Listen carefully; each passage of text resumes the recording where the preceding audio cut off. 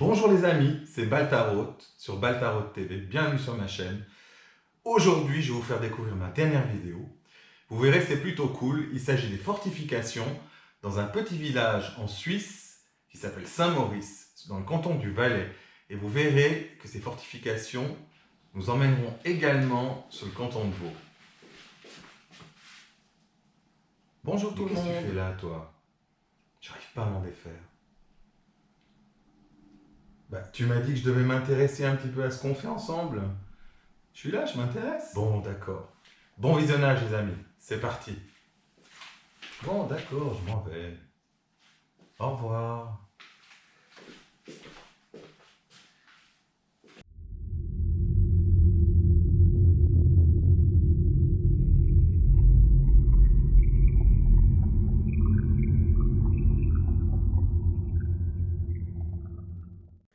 Si l'on part de l'idée la plus généralement admise que l'intérêt principal d'une invasion de la Suisse serait la possession de ses passages alpestres, il ne fait aucun doute que la défense du défilé de Saint-Maurice s'impose au double point de vue stratégique et tactique.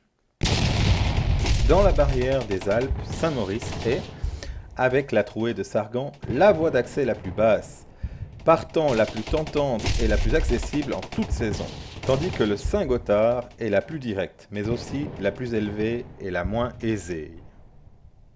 Quelle que soit la direction d'une attaque ennemie visant à s'assurer le libre trafic des cols du Saint-Bernard et du Simplon, pour ne citer que les passages principaux des Alpes pennines, il ne fait aucun doute qu'elle devrait également avoir pour objectif la possession de Saint-Maurice. Enfin, le barrage de la vallée du Rhône est une sûreté indispensable à la défense de la citadelle du Saint-Gothard, qui, sans lui, resterait menacée à l'ouest. Sans doute, la position de Saint-Maurice n'est-elle pas la seule qui satisfasse aux besoins de cette défense, et n'y satisfait-elle encore qu'imparfaitement. Ce problème a été étudié d'une façon magistrale par Hermann Siegfried, l'auteur de l'Atlas topographique au 1,50 000, qui obtint en 1862 le prix décerné par la Société militaire fédérale pour son mémoire intitulé « Valeur de la position de Saint-Maurice ». L'intérêt que l'on portait à l'époque à la défense du Bas-Valais résultait de la situation créée en 1860 par la cession de la Savoie à la France par le roi de la Sardaigne, et des craintes que l'on éprouvait à l'idée que la France disposait désormais de la rive méridionale du Léman pour pénétrer en Suisse par le Bouvray. Siegfried considérait avec raison que la défense du défilé de Saint-Maurice n'était guère modifiée par la nouvelle situation, et que la construction d'une position fortifiée à l'embouchure du Rhône permettrait de parer facilement à une interruption par surprise de troupes françaises par Saint-Gingolph. Car, en plus de cette possibilité nouvelle, la France dispose de nombreuses voies d'invasion, déjà anciennes, qui presque toutes convergent vers Saint-Maurice. Ce sont la route de Vevey-Chillon, celle des cols de Morgin et du Châtelard, enfin la navigation sur le lac Léman. Il estimait que d'autres chemins par lesquels la position de Saint-Maurice pouvait être tournée n'étaient pas de nature à effrayer la Suisse, et que la voie d'invasion principale par la vallée du Rhône pouvait être barrée avec succès tant à Saint-Maurice qu'à Martigny. Il est extrêmement intéressant de relever que Siegfried, en bon géographe, considérait la position de Martigny comme préférable à celle de Saint-Maurice d'un point de vue stratégique. Enfin, il est important de relever que les idées d'Hermann Siegfried, qui était major au service du génie de l'armée, qui avait travaillé aux fortifications de Saint-Maurice, se faisaient sous la direction du général Dufour, et qu'elles eurent incontestablement une influence décisive sur leur développement ultérieur. Elle justifiait tout aussi bien le renforcement de la défense du défilé avec la construction des ouvrages de Savatan et de Dailly, que l'extension, plus tard, du système de défense à la région de Martigny. Il est super important de préciser aussi que cette narration et ces quelques explications ont été rendues possibles par le certain monsieur Renaud A, qui a établi un travail assez magnifique sur les histoires des fortifications de Saint-Maurice, qui est dans la revue militaire suisse, et il a sorti ça en 1947. C'est sorti sur internet tout récemment. Voilà, j'ai trouvé ce texte. Ça a vraiment rendu service pour vous fournir ces quelques explications. Un grand merci à monsieur A.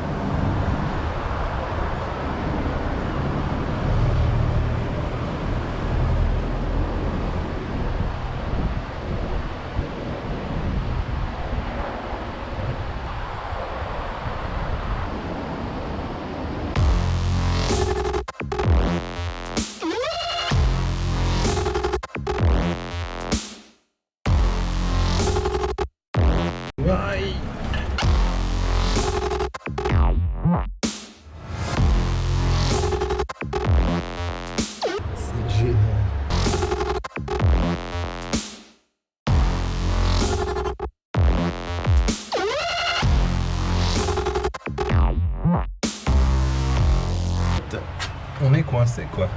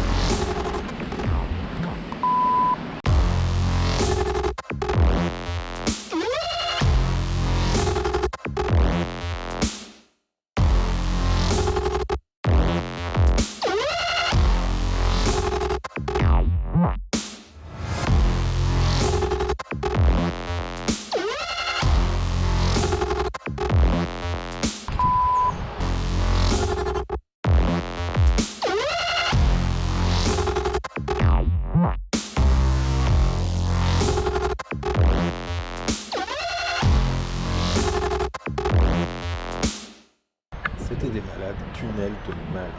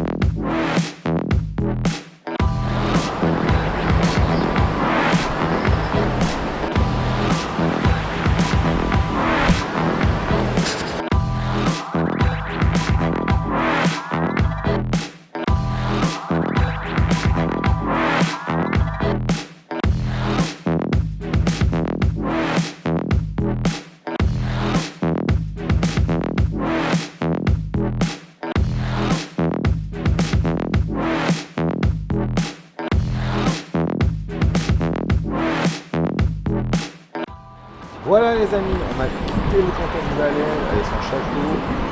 continue sur la trace des fortifications, mais cette fois on est du côté Canton-de-Vaud, on a traversé le Rhône. Ça a l'air plutôt cool aussi de ce côté.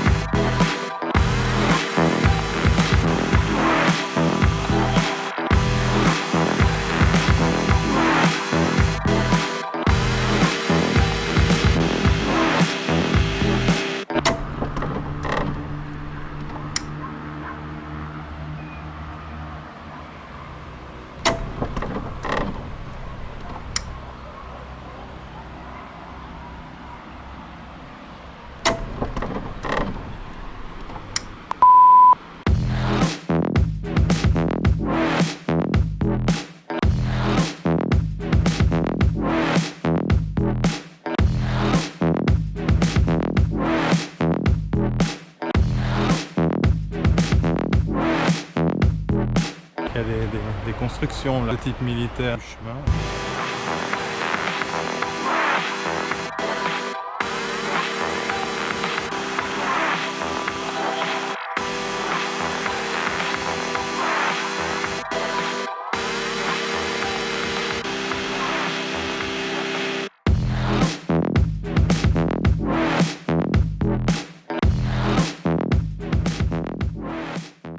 Sympa. J'adore ce genre d'endroit. C'est vraiment génial. Pour moi, ça c'est un saut, à mes yeux, c'est un saut dans l'histoire. Ça, c'est vraiment génial.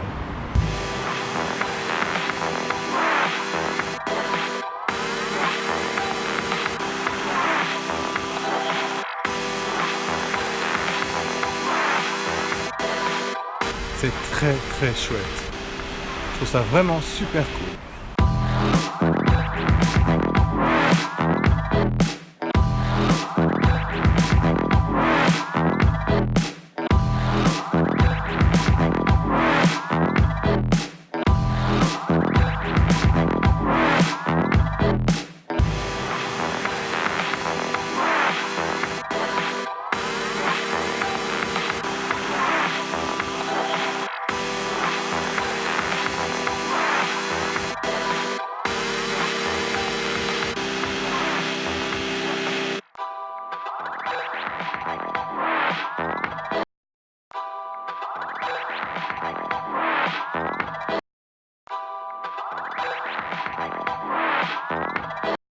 C'est trop cool.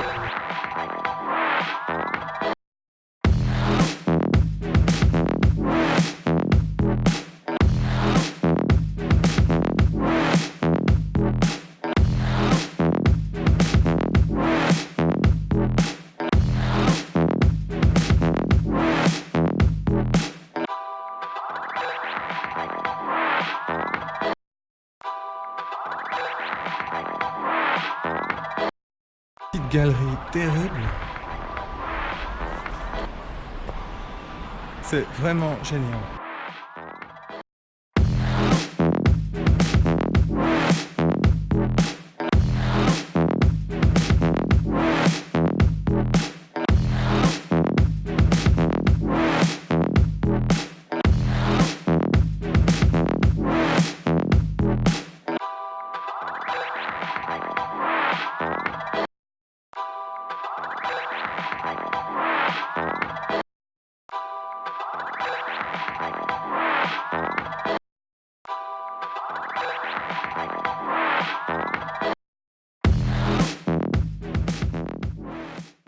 comme une planque ici en fait. Je pense qu'ils mettaient des militaires, des gens armés.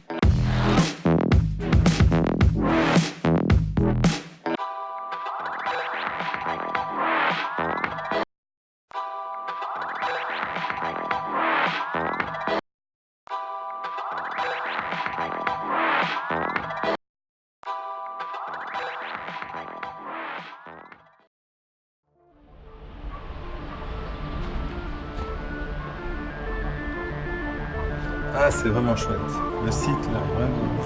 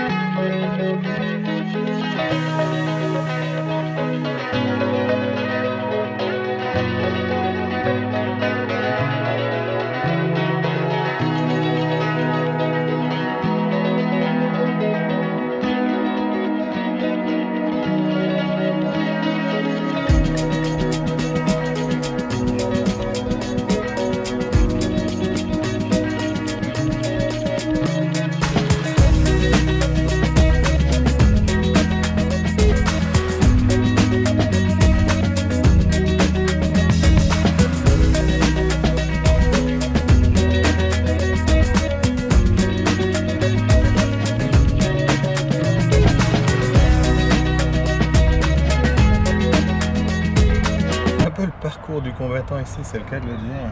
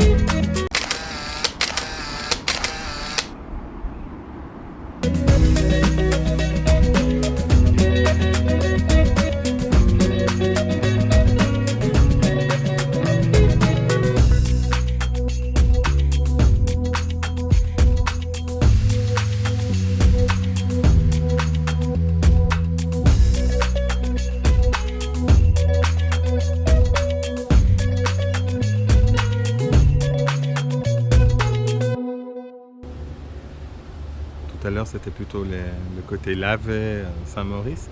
Et là, on a la vue sur l'autre côté, en fait, sur la vallée du Rhône, mais côté Montet, Massonger, là, avec le Rhône qui continue au milieu. C'est très joli, vraiment. Très, très beau, avec beaucoup de vignes, là. Moi, je trouve ça vraiment magnifique.